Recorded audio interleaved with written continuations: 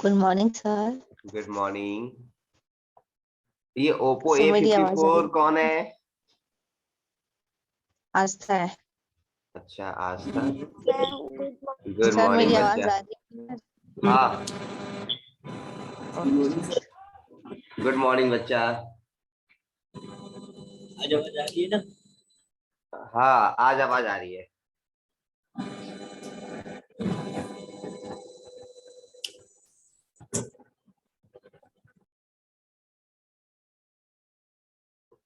सेहत चेंज करने में। ओके आफ्ताब आ गया। Aftab good morning. अभी ऑडियो से कनेक्ट नहीं हुआ है।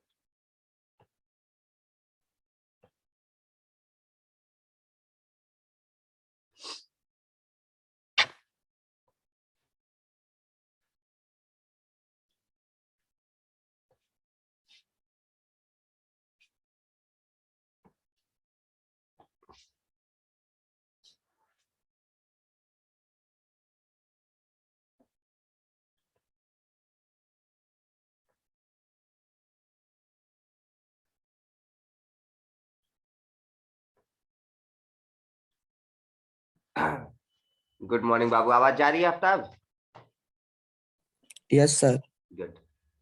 और कोई है जो बचा रह गया?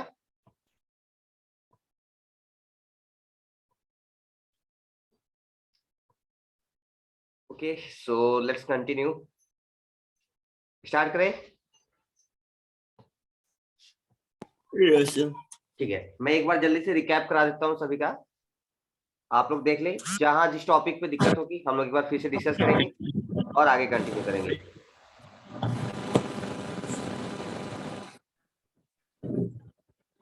Okay so first method was by the dehydration of alcohol.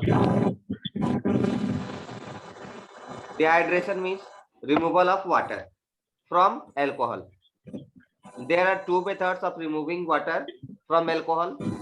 One, by passing vapor of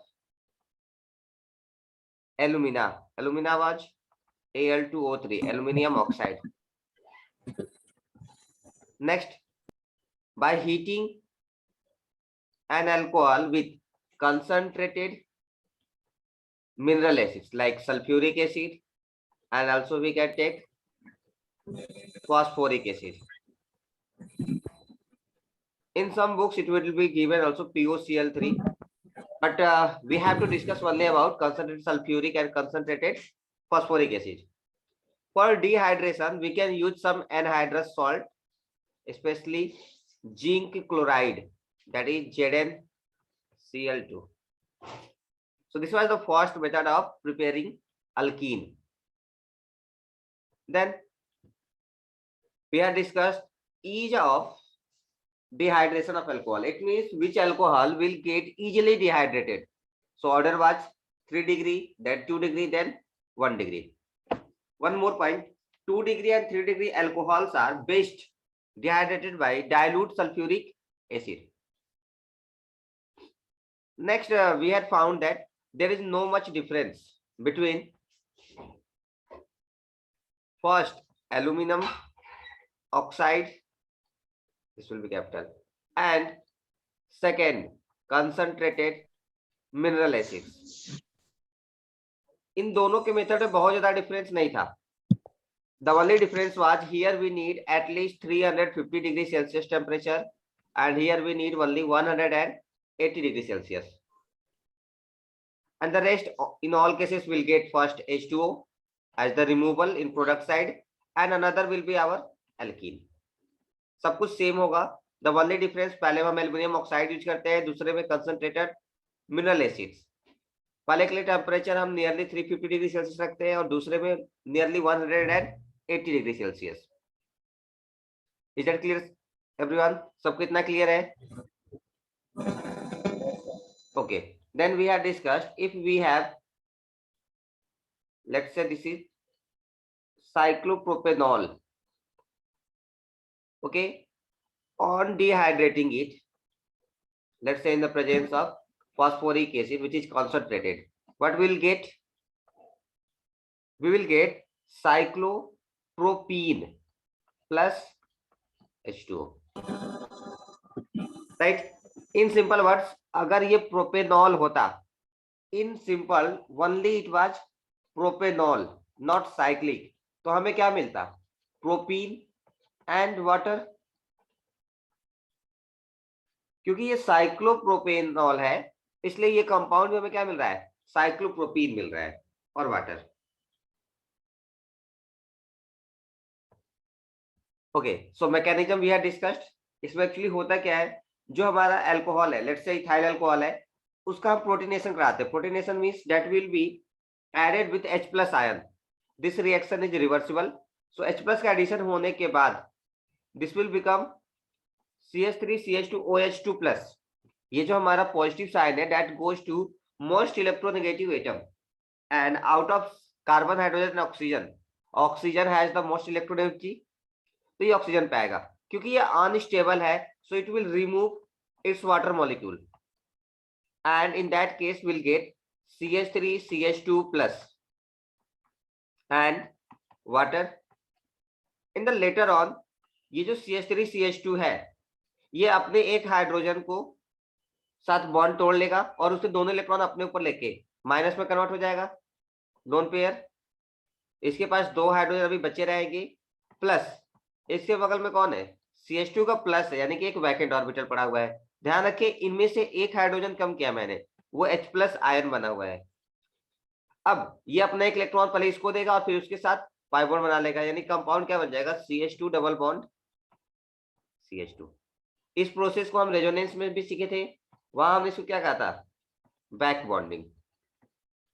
जब कभी भी 2 एटम में से एक एटम के पास वैकेंट ऑर्बिटल हो और दूसरे के पास लोन पेयर, तो वो क्या करता है? लोन पेयर वाला अपना एक इलेक्ट्रॉन सामने वाले को डोनेट करता है और फिर उसके साथ ओवरलैप करके पाई बॉन्ड बना लेता है। ये था उसका मैकेनिज्म। इस मैकेनिज्म में मैंने बताया था यहाँ कनेक्शन करने के लिए, और ये चीज यहाँ भी रहेगी ना, ये वाला यहाँ नहीं रहेगा, this will be on oxygen.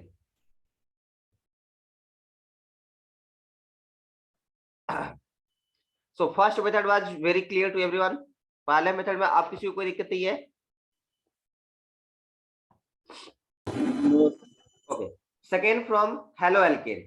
This method was known as dehalogenation. Dehalogenation means removal of halogen, addition of halogen. अगर हम halogen को ऐड करते हैं that is known as halogenation. In case of removal of halogen, this is H2. In that case, we say that this is dehalogenation. Okay. So alkane is RH. This is alkyl group plus hydrogen. इसको हम क्या कहते हैं? alkane, symbol of alkane. अब इसी alkane में मैं hydrogen के जगह पे अगर कोई हेलोजन ग्रुप लगा दूं तो ये बन जाएगा RH, और हम इसको क्या करते हैं? Hello alkane. Yes sir.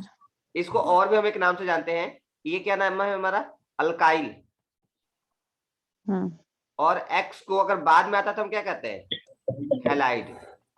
Halide, तो ये हो जाएगा अल्काइल हैलाइड। फिर हमने देखा था इस पूरे प्रोसेस में हमारे पास कितने पॉसिबिलिटी है हेलो अल्केन्स के? 4। एक है RF, दूसरा RCl, तीसरा RBr और चौथा RI। इसमें इंपॉर्टेंट चीज ये थी ना कि ये जो RF है ये कभी भी डिहैलोजिनेशन प्रोसेस से हमें अल्कीन नहीं देगा। This will never produce alkene by dehalogenation process. क्यों? Because the difference between fluorine and alkyl groups electronegativity में वेरी मोर, यानी कि फ्लोरीन और अल्काइल ग्रुप में जो फ्लोरीन की इलेक्ट्रोनेगेटिविटी है वो बहुत ज्यादा है, जिसकी वजह से यहां पर हमें डिहैलोजिनेशन प्रोसेस कभी भी देखने को नहीं मिलेगा। जैसे हम फ्लोरीन से क्लोरीन की तरफ जाएंगे, राइट, हमारा इलेक्ट्रोनेगेटिविटी क्या होता है? कम होता है। जैसे हम ग्रुप में ऊपर से नीचे जाते हैं इलेक्ट्रोनेगेटिविटी कम होती है, तो क्लोरीन के केस में कम हुआ, बहुत कम नहीं लेकिन कुछ तो कम हुआ होगा, जिसकी वजह से ये हमें अल्कीन देगा। Not in very large amount, in very less amount, यानी कि हम इसको कह सकते हैं ये माइनरली हमें अल्कीन दे सकता है। लेकिन जब आप Cl से Br जाएंगे इलेक्ट्रोनेगेटिविटी और घट जाएगी, और घटेगी, इसका मतलब ये हमें आसानी से क्या देगा, अल्कीन दे सकता है। अब Br से I जाएंगे, ये और इजीली आपको अल्कीन दे सकता है। Is that clear? हाँ,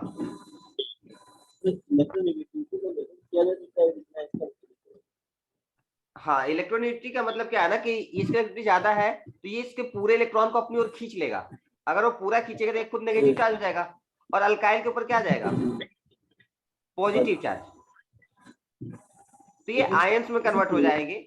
यही रीजन है कि यहाँ पर हम फ्लोरीन का जो अल्काइल के साथ बॉन्डिंग देखते हैं वो that is very strong bond. और हमने इसका एक रीजन और देखा था, इनके बीच जो ओवरलैप है दैट इज 2p2p, और 2p2p ओवरलैप बहुत ज्यादा स्ट्रॉन्ग होता है, इसलिए इसको तोड़ने में मेहनत ज्यादा करनी होती है।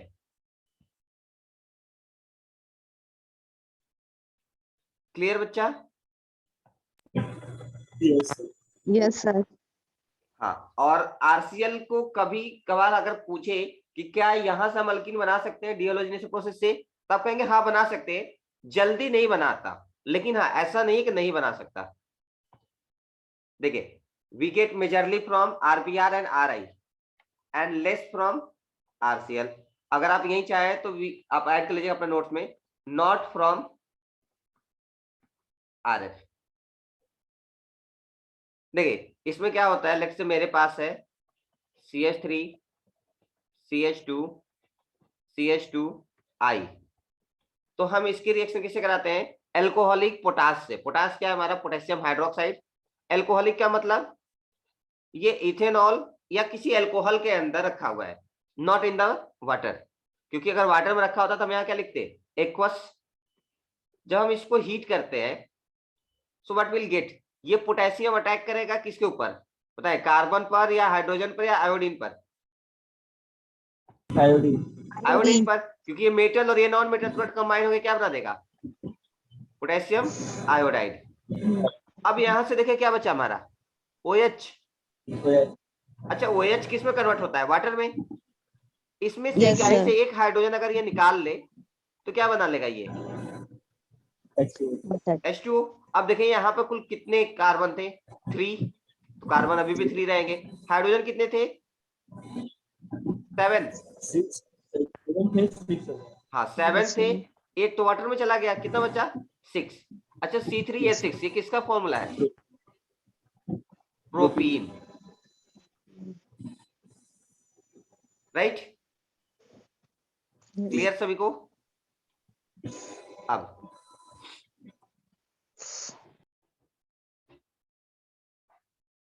नेक्स्ट देखें, इसका दूसरा केस। अब मान ले मेरे पास 1 2 3 4 5 6, यहां पर कोई आयोडीन ग्रुप लगा हुआ है, ठीक है। हम इसकी रिएक्शन करा रहे हैं पोटेशियम हाइड्रोक्साइड एल्कोहलिक से ऑन हीटिंग। अब देखिए ये बॉन्ड टूट जाएगा, राइट, और यहां से हमें क्या मिल जाएगा, पोटेशियम आयोडाइड प्लस वाटर। अब देखिए हमारे पास पाई बॉन्ड बनाना है। अब यहां जब टूटेगा ना यहां से बॉन्ड, तो पाई बॉन्ड या तो इस साइड लगेगा, राइट साइड, या तो लेफ्ट साइड, यानी कि आप या तो यहां लगा सकते हैं या तो यहां लगा सकते हैं। आप कभी भी यहां या इन पोजीशंस पर अपने पाई बॉन्ड को नहीं लगाएंगे। जहां से आपका हैलोजन ग्रुप रिमूव होगा उसी कार्बन के एडजेसेंट साइड पे आप अपना पाई बॉन्ड को रख सकते हैं, राइट। तो अब यहां से दो पॉसिबिलिटी हो गई, 1 2 3 4 5 6, नीचे वाले में भी देखिए 1 2 3 4 5 एंड 6। मैं पहले राइट वाला केस डिस्कस करता हूं, तो राइट वाले में ये किधर है, यहां पर।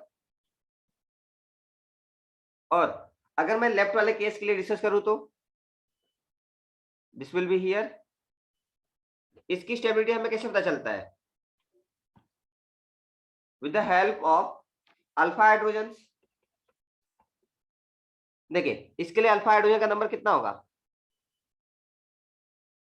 This is alpha carbon, this is alpha carbon, यहाँ पर 3 और यहाँ पर 2, दिस इज 5। 5 यहाँ काउंट करें, this is alpha carbon and this is alpha carbon, 4 4।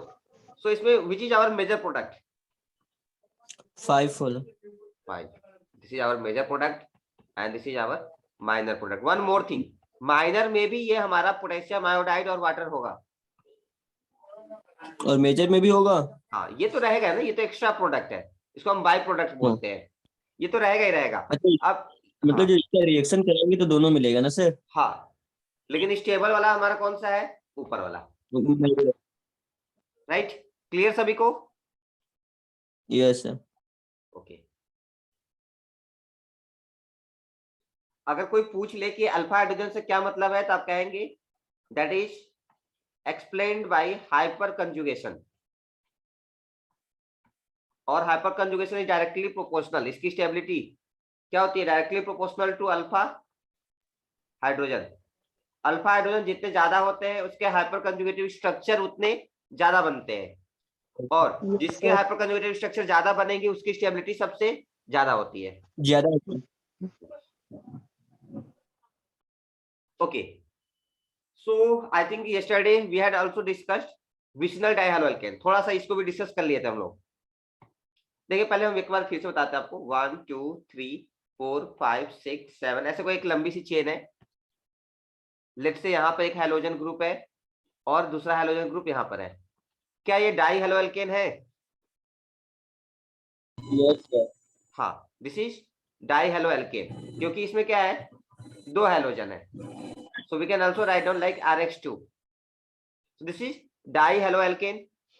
अब बताएं ये कौन सी पोजीशन है? दोनों हाइड्रोजन की पोजीशन सेम है कि different? Same. Same, so that is known as geminal. In short we write GEM. Geminal means same position. Geminal means same position. Now next, 1 2 3 4 5 6 7. This is X and this is connected here na X. Now tell me, this is dihaloalkane? Yes sir. Yes. Is it geminal dihalide? क्या ये geminal है? No No. This is नहीं vicinal, right? क्योंकि ये क्या है? Adjacent carbon पे है। अगर हम इनको और दूर कर लेते 1 2 3 4 5 6, let's say one is here, another is here, so they are also dihaloalkane, RH2, but they are isolated, yes sir. right? Okay, so we had discussed that when we take vicinal dihaloalkane and make it combined with zinc, like we have 1 2 3 4 5 and 6, हमें विशनल चाहिए तो मैंने यहां ले लिया अपना bromine और मैंने यहां ले लिया ब्रोमीन। अब हो गई ये विशनल। जब हम इनकी रिएक्शन जिंक से कराएंगे, वो भी जिंक कैसा होगा? Alcoholic, right? तो ऑन हीटिंग ये क्या करेगा? जिंक अपने +2 ऑक्सीडेशन स्टेट में मिल सकता है हमें, यानी 2 बॉन्ड बना सकता है। ये ब्रोमीन को अपना और इधर से ले लेगा और एक ब्रोमीन को इधर से, और क्या बन जाएगा? ZnBr2, जैसे कि ZnCl2 बनना था। अब ये देखिए इसका मॉलिक्यूलर फॉर्मूला एक बार लिख ले, 1 2 3 4 5, it means it is having C5, 6 है। अच्छा हाँ, C6, number of hydrogen 3 5 6 7 to 9 3 12। आप बताएं क्या इसमें से हाइड्रोजन कम हुए? इस पूरे मॉलिक्यूलर में क्या हाइड्रोजन कम हुआ है कहीं से? हाँ नहीं होगा। नहीं हुआ ना। जब वाटर बनाते हैं हम, जब हम वाटर बनाते तो हाइड्रोजन इसमें से निकालते, पीछे यूज कर रहे थे एक एटम, यहाँ तो वाटर बना ही नहीं। यहाँ तो जिंक था, बस यहाँ से दोनों ब्रोमीन नहीं को बना। निकाला और ZnBr2 बना लिया। हाइड्रोजन हमने नहीं खर्च किया है, यानी अभी भी C6H12 बचा होगा, अभी भी C6H12 बचा होगा। This is the formula of hexene. अब हम इसकी अरेंजमेंट देखें, हमारा पाई बॉन्ड बनेगा कहाँ, थोड़ा ध्यान से देखेंगे। एक बार आप गेस भी करने की कोशिश करें, पाई बॉन्ड कहाँ बनेगा। मैं ऑप्शन दे रहा हूँ 1 2 3 दोनों 4 5 6। आपको पोजीशन बताना है, मेरा पाई बॉन्ड कहाँ बनेगा।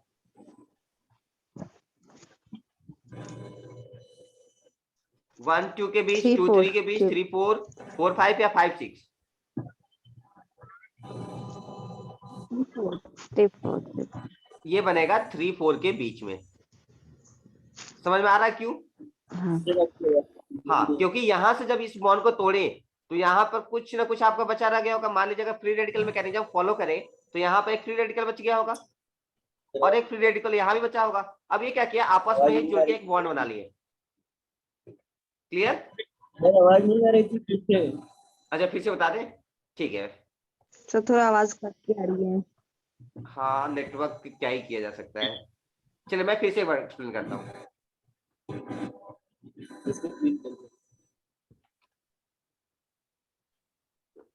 This is bromine, this is bromine on reaction with zinc which is alcoholic on heating. क्या करेगा, zinc will react with both bromines and form ZnBr2. हाँ, अब इसके हम मोलिकुलर फॉर्मूला लिख ले पहले। तो this is C5H3 5 6 7 3 10 H10Br2। This is actual formula, जिसमें से ये Br2 मैंने यूज कर लिया है। क्या बचा, C5H10 ना, तो C5H10 C5H10 is our pentene. ये देखे ना, CnH2n फॉलो करता है, right. Yes sir. But this is not the exact name. Pentene से तो ये मालूम चलता है कि डबल बॉन्ड की पोजीशन कहाँ रही होगी, 1 और 2 के बीच में, यानी कि हमने लिखा होगा पेंट 1 इन, इसलिए हमने 1 को हटा के क्या कर दिया, पेंटीन। हम एक्चुअल नेम अगर देखना चाहे तो हमें पता करना होगा हमारा पाई बॉन्ड कहाँ बन रहा है, राइट। तो देखिए ये ब्रोमीन यहां से टूटा, यानी ये वाली पोजीशन एक, और दूसरा वाला ब्रोमीन यहां से गया, तो ये वाली। तो हमेशा जो हमारा पाई बॉन्ड बनेगा ना, वो कहाँ बनेगा, इन्हीं दोनों के बीच में। यानी कि एक्चुअल नाम अगर हमसे पूछा जाए तो क्या है वो, पेंट 3 2 इन, नहीं 2 इन, 3 ना 1 2 3 1 2 अच्छा हाँ 3 3, तो 2 3 के बीच में है ना 2 इन। इज दैट क्लियर सभी को। ओके हाँ, ये डबल बॉन्ड ना अगर आप चाहे तो यहाँ ऊपर भी दिखा सकते थे, उससे हमारे नोमेनक्लेचर के नेम पर कोई इफेक्ट नहीं आएगा। एक और ट्राई करते हैं। Let's say this is our I and this is our I. Zinc alcoholic on heating. आप बताए प्रोडक्ट क्या बनेगा। ZnI2 कोई नहीं बताएगा क्योंकि वो मुझे पता है। आप नया वाला प्रोडक्ट बनाए। हाँ 4 5 6 क्या करे बच्चा, ये 3 इन। अच्छा 3 इन आ रहा है, हाँ ठीक है। C7 3 4 5 इसका देखिए कितना आ रहा है, H12 आ रहा है क्या, एक बार काउंट कर लीजिएगा। ठीक है, तो ये हो जाएगा C7H12 यानी कि हेक्स। अब देखिए ये दोनों बॉन्ड यहाँ से हटेंगे, यानी कि पाई बॉन्ड की पोजीशन ये होगी। नंबरिंग इधर से कर ले 1 2 3 4, तो हेक्स 3 इन। अगर आपको दिखाना है तो आप दिखा सकते हैं 1 2 3 4 5 6, सॉरी यही हो गया। हाँ एक मिनट रुक जाए ना, विकास के साथ कोई और अगर अनम्यूट है तो प्लीज अपने आप को म्यूट कर लेना, मुझे विकास की आवाज सुन दे। हाँ बोलिए। वर्किंग के साथ प्लस मेरे आई नंबर साथ होता है। क्या कर रहा है बच्चा, आवाज नहीं आ रही। अच्छा ये देख रहे H12 है कि 14 आएगा, एक बार चेक कर लेंगे आप ना, शायद ये 14 होगा। हाँ 14 आएगा। ये 3 1 4 1 5 सॉरी 3 2 5 1 6 7 7 2 9 2 11 3 14 आएगा। ये डबल बॉन्ड की पोजीशन हमारा यहाँ पर होगा। ठीक है, अभी ठीक है। हाँ ठीक है। हाँ एक्चुअली वो मिसिंग हो गई थी काउंट करने में। अभी क्लियर सभी को? यस। ओके। ये वाली जो टॉपिक हम लोग अभी डिस्कस कर रहे थे डाई हेलो एल्केन वाला, ये तो पूरा कल डिस्कस हो गया था ना, बचा रह गया था कुछ।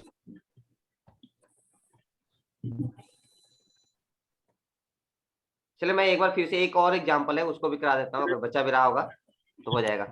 क्या ये 1,2 dibromo ethane,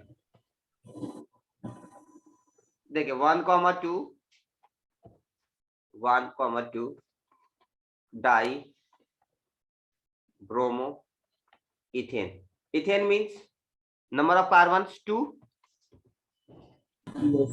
so 1 yes 2। Ethane दिया ब्यूटेन दिया है, बस इसे चेक कर लेते हैं। अच्छा इथेन ही दिया है, कोई बात नहीं। दिस इज इथेन 1,2 यानी कि 1 और 2 पोजीशन पे कौन है, bromine group. So let's this is our bromine, हाँ, दिस इज आल्सो ब्रोमीन। क्या ये डाई हेलो एल्केन है? हाँ है, 2 हाइड्रोजन ग्रुप है, यस सर। सारे अल्केन है तो डाई हेलो एल्केन हो गया। क्या ये विसिनल है? नहीं, हाँ है ना, ये दोनों एक दूसरे के पड़ोसी हाँ ही तो है। ओके सो इनका yes रिएक्शन हम जिंक के अल्कोहलिक से कराते हैं। अगर कभी आपसे कोई पूछ ले कि अल्कोहलिक में भी हम कौन सा अल्कोहल यूज करते हैं, तो आप अगर याद रह जाए तो ठीक है, इथेनॉल। ethanol, हाँ और उसके बाद इसको हम थोड़ा सा, हाँ इथेनॉल ये हमारा है C2H5OH। जब हम इथेन में ना, इथेन यानी कि C2H6 में एक हाइड्रोजन को हटा के वहां पे अल्कोहल ग्रुप लगा देते हैं तो बनता है इथेनॉल। ये उसी को यूज करते हैं। क्यों उसी को, ताकि वो ना अपने कंसंट्रेशन में टूटे ना। जैसे कि अगर मैं ZnCl2 को अगर पानी में डाल दूं एक्वस फॉर्म में, तो पता है ये Zn क्लोराइड ऐसे नहीं मिलता, ये फिर मिलता है हमें Zn2+ और Cl- के फॉर्म में, यानी वो अपने आयंस में कन्वर्ट हो जाता है। ये जब हम आगे चल के हमें चैप्टर पढ़ना है इक्विलिब्रियम, वहां पे भी थोड़ा सा डिस्कस करते हैं। और उसके बाद हम जब क्लास 12 में जाते हैं ना, सॉल्यूशन चैप्टर पढ़ते हैं हम, वहां पर इसको अच्छे से समझाया जाता है। आप शायद एक टर्म सुने होंगे, साइंस में पहले आया होगा आपके, इलेक्ट्रोलिटिक सॉल्यूशन। इलेक्ट्रोलिटिक सॉल्यूशन या इलेक्ट्रोलाइट्स, नाम सुने कहीं? देखिए जो वायर होते हैं वो सॉलिड होते हैं ना, उससे इलेक्ट्रिसिटी पास करती है। तो जो सॉलिड वाले होते हैं ना उनको कंडक्टर बोलते हैं। और जब वही इलेक्ट्रिसिटी हमें किसी लिक्विड से पास करानी हो तो हम उसको कंडक्टर नहीं कहते, हम उसी को इलेक्ट्रोलाइट कहते हैं। इन सिंपल वर्ड्स आप कह सकते हैं कि जो लिक्विड कंडक्टर होते हैं ना वो होते हैं इलेक्ट्रोलाइट्स। और जो इलेक्ट्रोलाइट्स होते हैं पानी में घोलने पर तुरंत आयंस में कन्वर्ट हो जाते हैं, और ये आयंस इलेक्ट्रिसिटी को फ्लो करने में हेल्प करते हैं। इसलिए हम यहाँ पर वाटर यूज नहीं करके अल्कोहल यूज करते हैं। अब देखिए ये जो जिंक है दोनों Br2 ले लेगा और क्या बना लेगा, ZnBr2+। ये था हमारा कार्बन 2।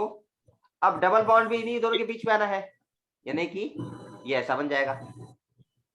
ये हो गया हमारा C2H4 और ये है ZnBr2। This is our ethene. अब बोते यहां से क्या मैं मीथीन बना सकता हूं क्या बच्चा? देखिए अगर आपसे कभी कोई पूछे तो हम मीथीन कैसे बनाएंगे, क्या मीथीन बना सकते हैं? नहीं, पहली बात मीथीन होता ही नहीं है।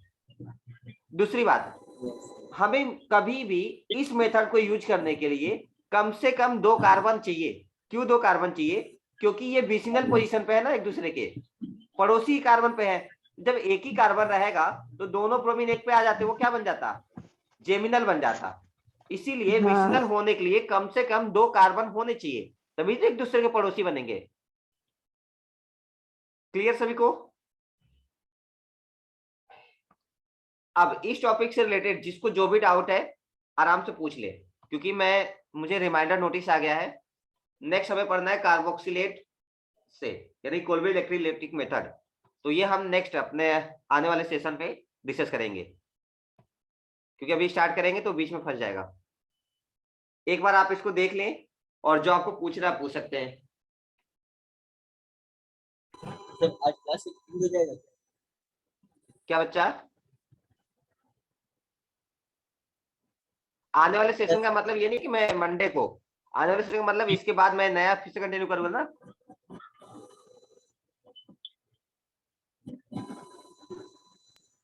मैं पहले चेक करूं कितने लोग अभी अनम्यूट है। अच्छा विकास अकेले आप ही है।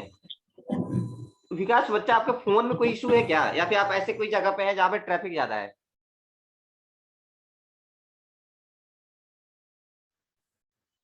क्या होता है सर? अभी ठीक है, एक्चुअली बार बार सर ना। फोन में इशू नहीं है, इधर नेटवर्क प्रॉब्लम बहुत ज्यादा होता है।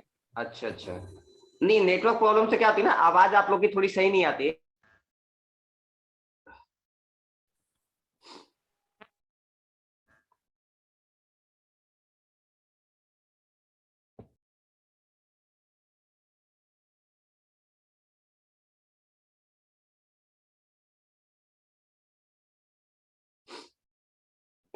हम लोग से पूरा आपका नेटवर्क है क्या? क्या बच्चा, नेटवर्क की समस्या है? हम आपका सबसे बुरा लग रहा है सर, आप डिस्कनेक्ट बुला रहे हैं। अच्छा हम लोग तो कम से कनेक्ट तो है।